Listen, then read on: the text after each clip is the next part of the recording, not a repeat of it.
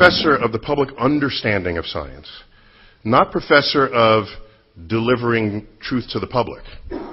And these are two different exercises. One of them is you put the truth out there, and like you said, they either buy your book or they don't. Well, that's not being an educator. That's just putting it out there. Being an educator is not only getting the truth right, but there's got to be an act of persuasion in there as well. Persuasion isn't always, here's the facts, you're either an idiot or you're not. It's here are the facts, and here is a sensitivity to your state of mind, and it's the facts plus the sensitivity, when convolved together, creates impact. And I worry that your methods and how articulately barbed you can be ends up simply being ineffective when you have much more power of influence than what is currently reflected in your output. I gratefully accept the rebuke. Just one anecdote to show that I'm not the worst in this thing. A former and highly successful editor of New Scientist magazine, who actually built up New Scientist to great new heights, was asked, "What is your philosophy at New Scientist?" And he said, "Our philosophy at New Scientist is this: science is interesting, and if you don't agree, you can fuck off." Do you think there could be one sentence that could convince, let's say, a creationist to seriously doubt their theory? Ideally, if you could convince a believer in God to really doubt their belief, but that's too hard.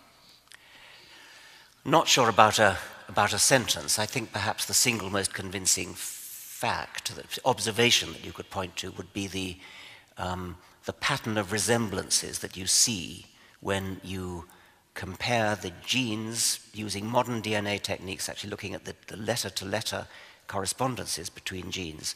Compare the genes of any pair of animals you like, pair of animals, pair of plants, and then plot out the resemblances, and they fall in a perfect hierarchy, a perfect family tree. And the only alternative to it being a family tree is that the intelligent designer deliberately set out to deceive us in the most underhand and devious manner. Moreover, the same thing works with every gene you do separately, and even pseudogenes that don't do anything but are vestigial relics of genes that once did something. I find it extremely hard to imagine how any creationist who actually bothered to listen to that could possibly doubt the fact of evolution. But they don't listen. I mean, your question is a perfectly good question, but it's not really relevant, because what they do is simply stick their fingers in their ear and say la la la. They know what's true because it's in the Holy Book.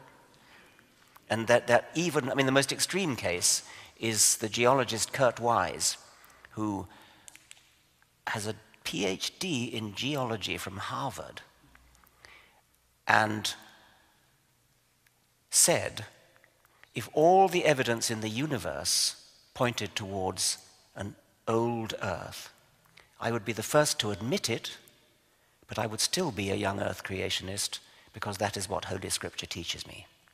You cannot argue with a mind like that.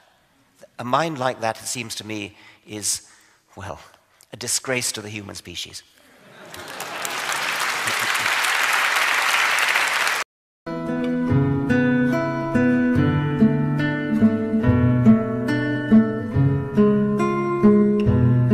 From a genetic standpoint, how do you feel about the God gene, that because 90-some% of the people in the world are religious or do believe in religion?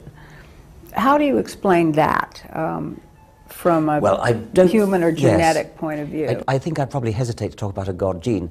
There does seem to be a universal tendency for all cultures, for all peoples, to invent gods.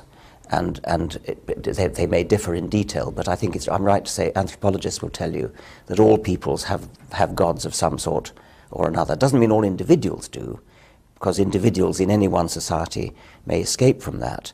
But it is a kind of universal feature of humanity, perhaps not quite as universal as sexual desire, but it's sort of like that. So I think there is a genetic tendency to behave in some sort of a way which you might call religious. I prefer to say that it's a psychological predisposition which often manifests itself in the form of religion but doesn't necessarily have to. And there could be a whole collection of psychological predispositions which together, collectively, lead to religious belief. Things like obedience to authority. And you could easily imagine a genetic basis for obedience to authority which might actually have a Darwinian survival value. It might actually benefit, perhaps especially children, to believe what their parents tell them, what their authoritative elders of the tribe tell them. Because if they don't, they might do something dangerous, you know, walk into a fire or over a cliff or something. So a genetic tendency to have a psychological predisposition to believe authority. There might be other ones as well. That's the kind of thing that could manifest itself as religious belief under the right conditions. After all, a child who's been told to do something sensible, like don't pick up snakes, the rule of thumb that's actually genetically coded for wouldn't be don't pick up snakes. It would be believe your parents. And the rule of thumb that says believe your parents would have no way of distinguishing good advice like don't pick up snakes from silly advice or time-wasting advice like, you know, kneel down and pray to the great God of the mountains 5 times a day or something. Well, do you think that religious belief has anything to do with survival? I think that the psychological predispositions that have led to religion, like obedience to authority, do have something to do with survival, yes. Whether religion itself has something to do with survival, I don't know. It might have, but that, of course, wouldn't make it true. It would just be an interesting fact. All right. You've done debates all around the world. Have you ever had a